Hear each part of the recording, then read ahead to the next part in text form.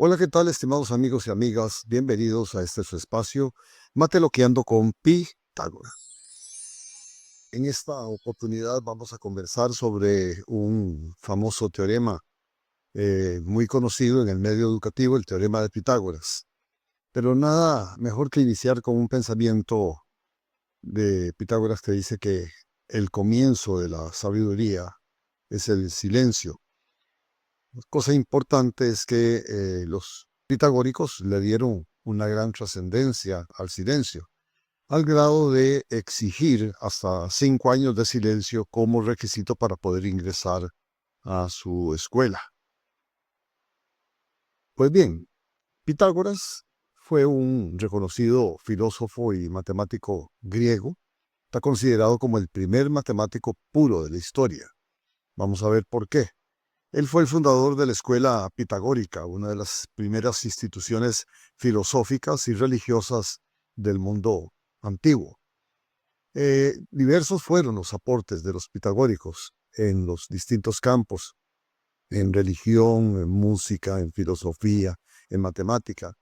Y en esta última área destaca la generalización de un principio utilizado en esos tiempos de manera empírica para casos muy puntuales. Cosa importante es que mucho del conocimiento que tenían los griegos eran sobre situaciones empíricas, digamos, usos muy prácticos de preceptos matemáticos. La virtud de ellos fue hacer o crear un sistema que les permitiera demostrar esos procedimientos y de esa manera llegar a la conclusión de que podían utilizarse para cualquier valor, es decir, donde aparecen las demostraciones. Emerge acá casualmente el teorema de Pitágoras, que es la gran carta de presentación de los pitagóricos. Un teorema es una verdad que es demostrable empleando procedimientos de la lógica matemática. Y ellos, empleando procedimientos, demostraron que el teorema era cierto. Por eso se les considera como los primeros matemáticos puros, digamos, que existen en la historia de la humanidad.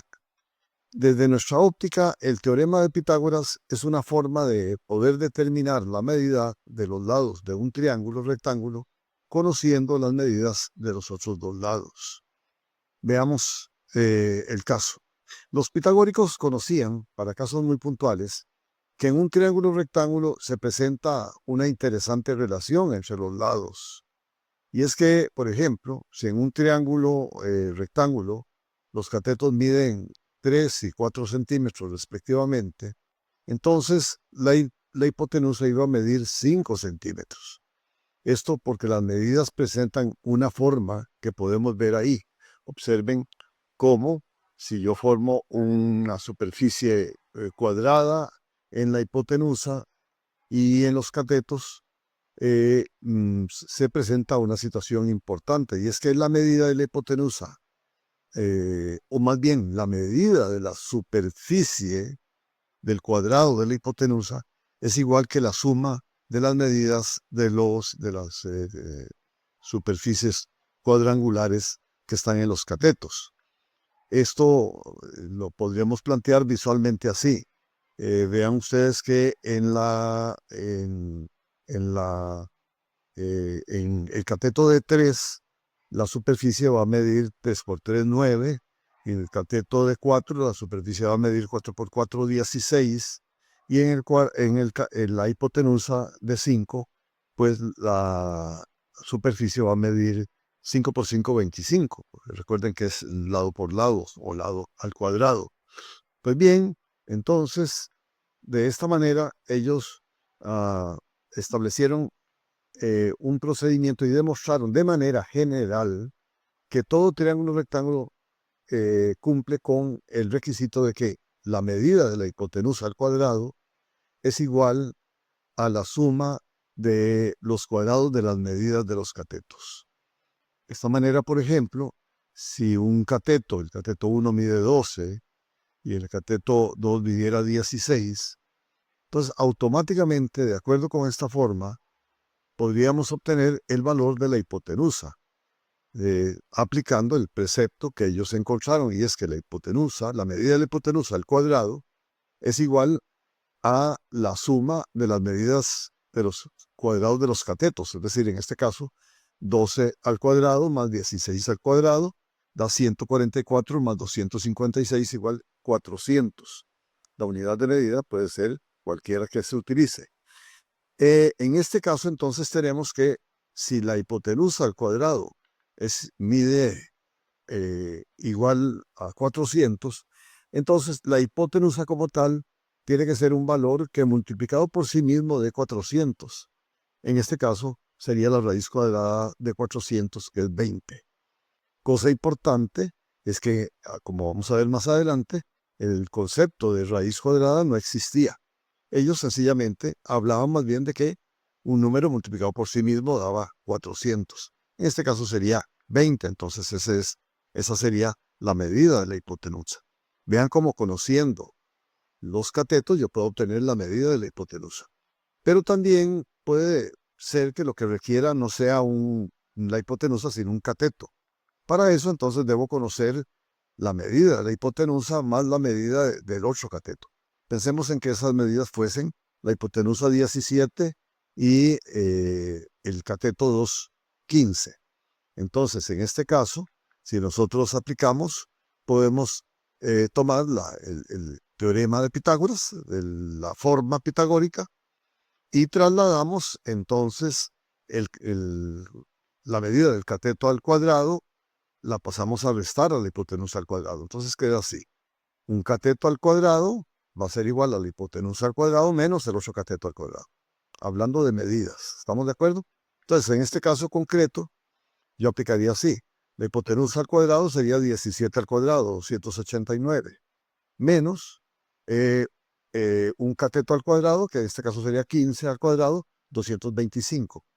Por lo tanto, el cateto 1 al cuadrado, o la medida del cateto 1 al cuadrado, tendría que ser 64, que es el resultado de esa sustracción.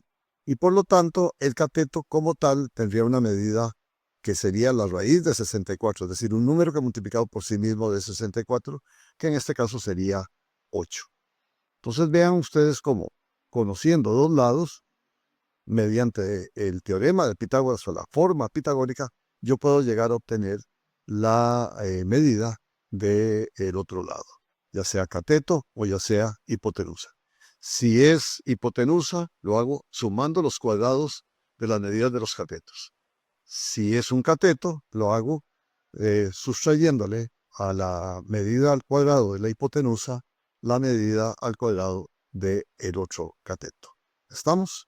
Vean que de una manera simple. Ahora bien, resulta entonces que en este caso la medida va a ser 8 para ese triángulo, ese triángulo.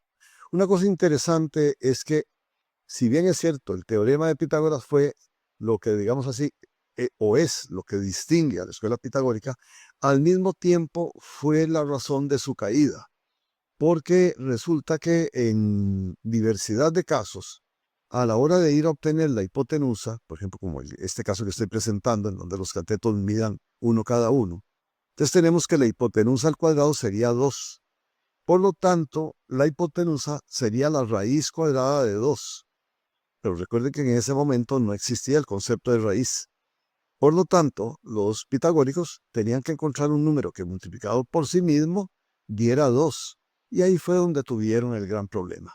Resulta que no lograban encontrar ese valor, como tampoco podían encontrarlo para infinidad de casos similares a este. Por lo tanto, ellos entraron en crisis, las escuelas que los adversaban empezaron a señalarlos, y entonces ellos lo que hicieron fue establecer una cosa.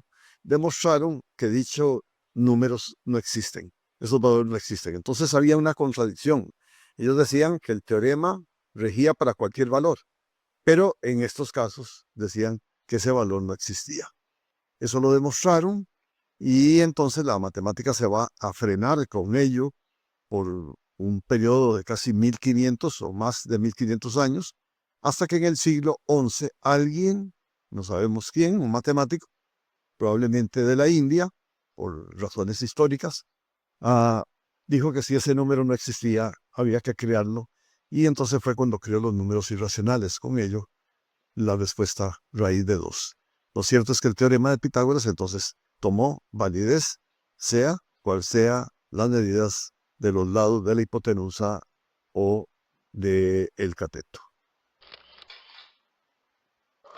Bien, esto es todo por el día de hoy. Muchísimas gracias por acompañarme. Les invito a que me escriban a mi correo mario2707@gmail.com. También a que visiten mi canal en YouTube, Matemalandia, donde están cantidad de programas que hemos venido ofreciendo para efectos de contribuir en el aprendizaje de las matemáticas. Muchas gracias.